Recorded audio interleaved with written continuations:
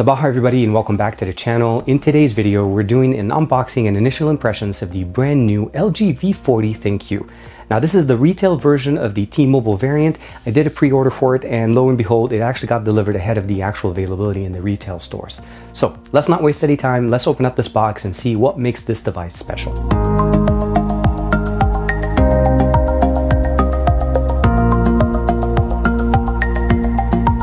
So here is the box, the V40 Thinq T-Mobile edition, and here we have the device. We get a nice little chamois, an LG branded chamois to keep the device clean. And here it's the main unit, the LG V40 Thinq. We have a Penta camera setup, essentially 3 in the back and 2 in the front. Audio tuned by Meridian, a 6.4-inch QHD display that's OLED, of course. We have the Google Home Assistant key, which essentially is present here on the left side, and that's something that we carried over from the G7 line of devices. The Snapdragon 845 is going to be powering this entire unit. Let's go ahead and pick it up. I did actually pick up the blue one, so let's go ahead and take it out, and here we have it. We have a nice little sticker back here explaining to us obviously that this device does not have a removable battery and not to try to take it out. Now you may or may not be aware that I actually did pick up the blue color, although right now when you're looking at it here it kind of looks a little bit black. I'm trying to see if I can get it to shimmer in the blue tone. It's hard to get it on camera, but honestly it's a darker blue coloring, so overall when you're looking at it straight it kind of looks like it's black, but it's more of a darker blue. We have the LG logo, the Thinq 40 Thinq, the triple camera setup in the back, fingerprint sensor, dual tone LED flash. On the front, the display is massive. Of course, we still have that front-facing notch that we have on the phone. On the top here, we have 1 microphone, 2 antenna bands. On the left side, we have the volume rocker and the Google Home or the Google Assistant key.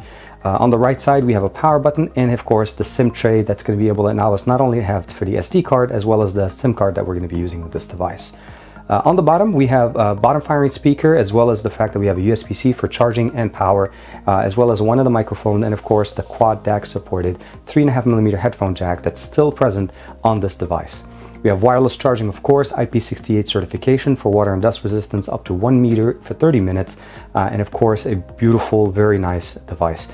Although I was really hoping that the blue was a little bit more shiny, this is definitely the blue coloring, and actually, you know, here it is. You can definitely see it in this shine, but the moment I go back straight, you can't see it. So let's go ahead and power it on and see what's in the box. In this, we're looking at the SIM removal tool. So we'll go ahead and put this, and so we're going to be putting the SIM card in it, and some instruction information. And last but not least, a fast charging brick here from LG with the USB-A connectivity, and of course a USB-A to USB-C charging and power, as well as data sync.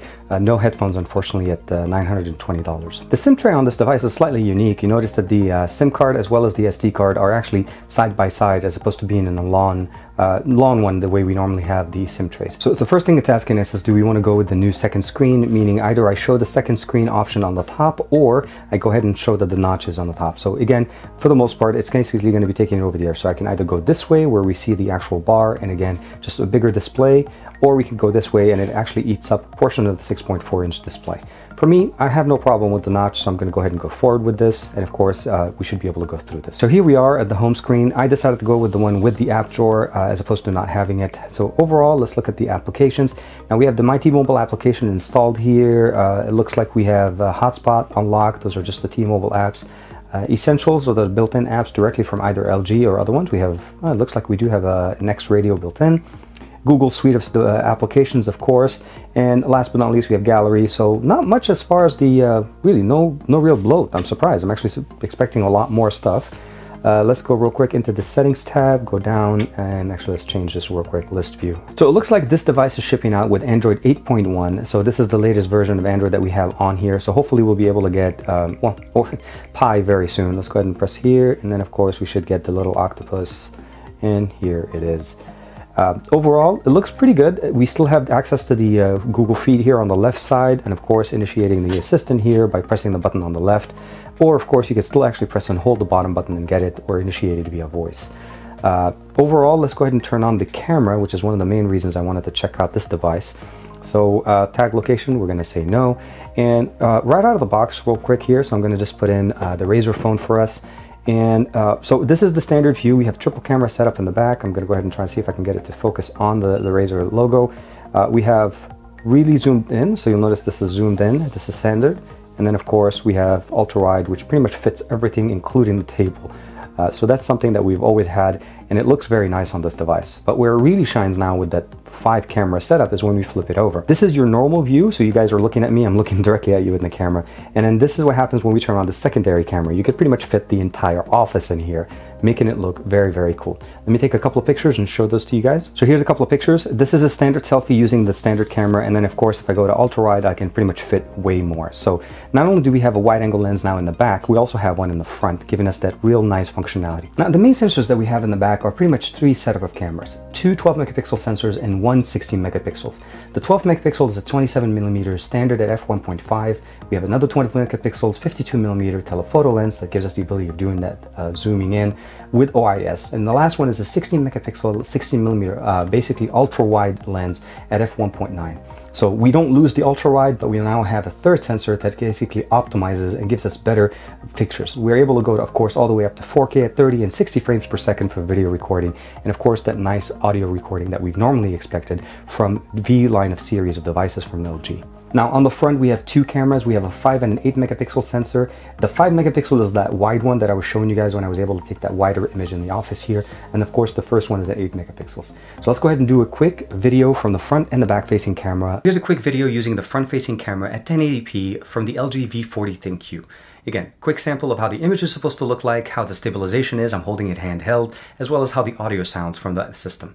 Let's go ahead and switch over to the back sensors. Here's a quick sample of the back-facing sensor on the LG V40 Thinq. I'm keeping it at 1080p, although you are able to go all the way up to 4K at 60 frames per second. Now for an audio sample, obviously there's 2 things that we need to do. We're going to listen to it directly while I'm holding it in my hand, and of course the second thing we're going to do is put that on the table to be able to get that resonance chamber to work to its best, as that's how you're able to get that boombox effect out of this device. So let's go ahead and fast forward a little bit.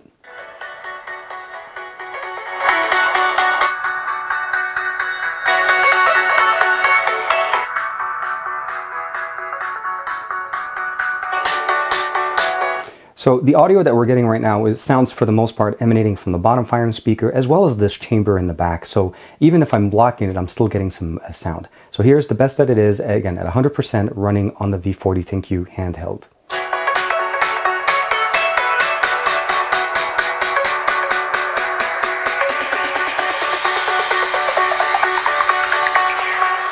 Jack it up. So that's how it sounds there. Let's put it on the table and see how different it becomes.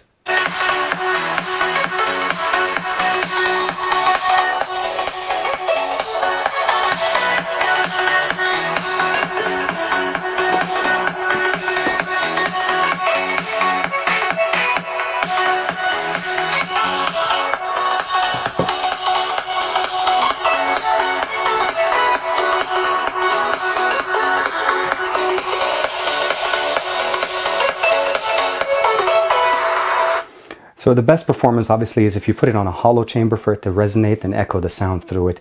But definitely sounding very, very good. And of course, we're promised to have even a better experience using that 3.5mm headphone jack. The V40 line of devices have always been the top of the line in what LG provides us every year. So we're going to be looking at the 845 for the processor, 6 gigs of RAM, 64 gigs of internal storage, expandable via micro SD card. We still have the quad DAC built in here with the 3.5mm headphone jack. We have that resonance chamber in the back to give us the ability of having that boombox effect. So putting this phone down on the table will make it sound way better than hand holding it. Although it does sound actually pretty good when you're holding it in the hand. We still have USB-C, quick charging, of course. We have all the main things that we want. The back camera setup, the triple cameras that we have here are obviously very nice, very optimized. And not only that, we have now a front-facing wide-angle lens sensor. So not only on the back as well as the front, we are able to fit in way more than we normally can with most devices in 2018. I'm really looking forward to be able to check in this device. Now, this is going to be my device. I'm transitioning away from the Note 9. Not necessarily that I don't like the Note 9, but I definitely want to be able to check out the V40 and see what it brings here in 2018. Let me know in the comments below, what do you guys think about LG's lineup of devices for this year? Now, earlier this year, I did a challenge with Juan Carlos where I played with the G7 for some time over the P20 Pro, and it definitely did impress me with the ability of taking great photos and great images using the AI built into this camera, which we also have here on the V40 Thinq. So overall, I'm really stoked about this. Transitioning from the Note 9, again, by no means is it anything against the Note line of devices. It's just that I need to be able to check out the V40 and give you guys my opinion on this. Does it really make a difference for you guys to be able to go to the best that LG has in 2018? This is TK. Thank you very much for the support. Like and subscribe as usual. I'll see you guys in the next video.